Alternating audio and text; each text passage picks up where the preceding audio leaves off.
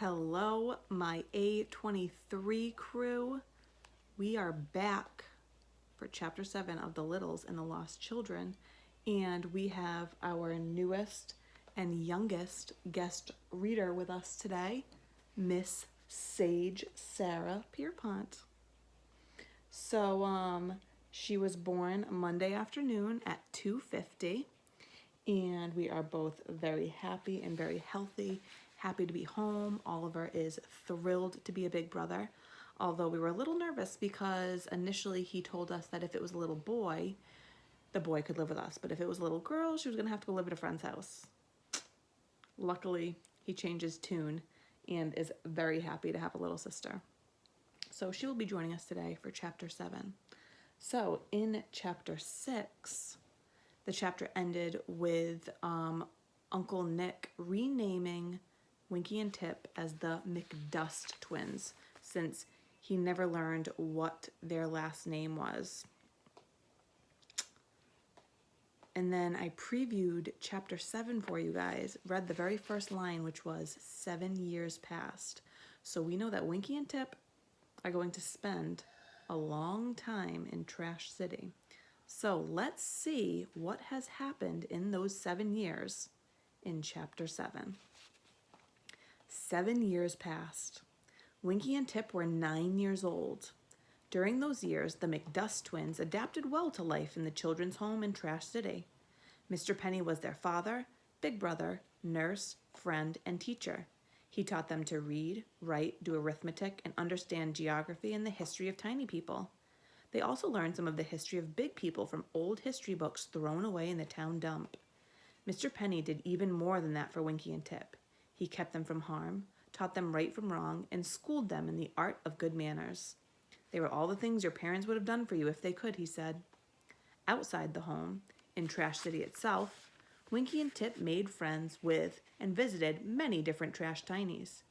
And in all those 7 years, the two children never once left the city under the trash to go above ground. No one ever did, except for the well-trained soldiers of the Mouse Force Brigade. Major Little visited Winky and Tip often, as he said he would, especially after a hard battle with the mice. Talking with them helped to calm him down. He was an old bachelor and had no children of his own. Winky and Tip became his very special friends. Occasionally, the tiny Major would bring his trained white mouse, Mus, with him. He used the big creature to track down ordinary trash mice, and if Major Little ever traveled into mouse country alone, he always took Mouse with him. The white mouse could smell his way in and out of Trash City without running into the deadly mice packs. Winky and Tip delighted in seeing Mus do the tricks Major Little had taught him. Every so often, Winky would ask the Major to tell the story of how he had found them years before. When he did, the Major always ended up by speaking of their narrow escape from the deadly talons and sharp beak of that big black bird. In time, Winky and Tip came to believe Major Little's version of the story. They forgot what had really happened. It was almost Halloween during the 7th year of the children's stay in Trash City when they got some bad news. Major Little had just finished telling the twins for the umpteenth time about how he had found them. He suddenly said, "Well, kids, I won't be coming around to visit you so often anymore. I'm sorry to say." "Why not, Major Nick?" said Winky. "What's wrong?" "Are you mad at us, Major Nick?" asked Tip. The old soldier laughed. "Certainly not," he said. "It's just that, well, I've decided to retire." "Retire?" said Winky. "What's that?" "It means I'm not going to be a soldier in the Mouse Force Brigade anymore," Major Nick went on. "I'm getting too old for the job." "You're not that old, Major Nick," said Tip. "Golly, you're terrific. You're still the greatest mouse fighter in the world." "Thanks, Tip," said the Major. He gave Tip a pat on the back. "I'm glad you think so, but I'm close to being 60 years old, and that's too old to be on active service in the mouse fighting business. Don't tell anyone, but my old bones are beginning to creak." "I've never heard that," said Tip, laughing. "But you said you won't be able to visit us much anymore," said Winky. "If you're retired, you'll have more time to visit, so why can't you come more often?" Major Little shook his head. "I'll be leaving Trash City, Winky," he said. "I'm going back to where I lived before I came here." "But, Major Nick, I thought you always lived here," Winky said quietly. "I didn't think that," said Tip. Major Little smiled. Where do you think I came from, Tip? He asked. I always thought you came from a faraway place, said Tip. Well, you're right about that. I do, said Major Little. How'd you know? Well, you don't exactly talk like the rest of the people in Trash City, Tip went on. You have a kind of accent. It's a little different. Tip's right, said Winky. I never thought about it before, but it is something different about the way you talk. I guess I thought it was because you're the most important soldier. No, it's an accent, said Major Little. Tip's right. And you don't wear patches on your clothes the way everyone else does, said Tip. Yes, although it's the style here in Trash City, Major Little said. You're right, I don't wear patches. So I imagine you lived in a house with big people, said Tip. Hold on there, Major Little laughed. How'd you figure that out? It had to be someplace where there were lots of mice that wasn't the town dump, explained Tip. So I thought about houses. Well, I'll be a monkey's uncle, said Major Little. And I imagined you learned how to fight mice at the house you lived in. And because you got so mad at the mice, you came to Trash City to fight more of them, Tip continued, because there are more of them here. That's pretty much what happened, said Major Little. Amazing.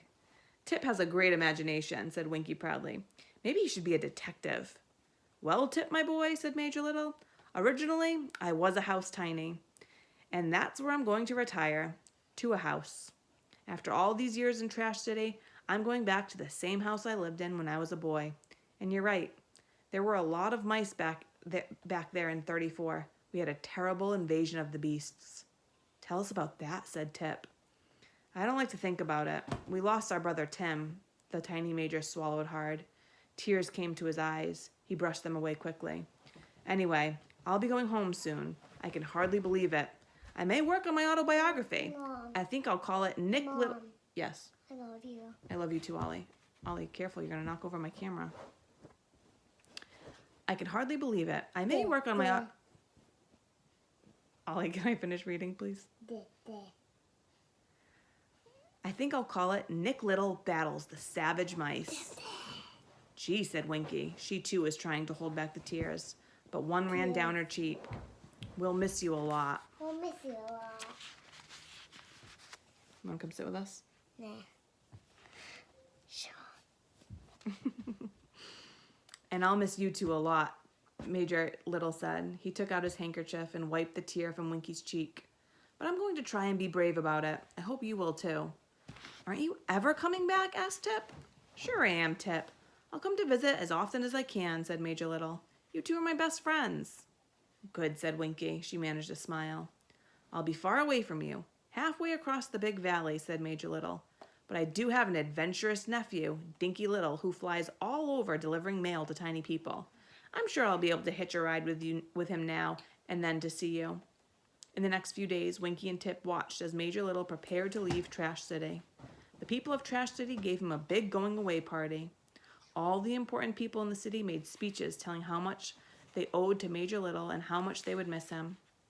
Major Clutter said, Major Nick Little, you are not only a great soldier, sir, but you are a fine person and one smart cookie.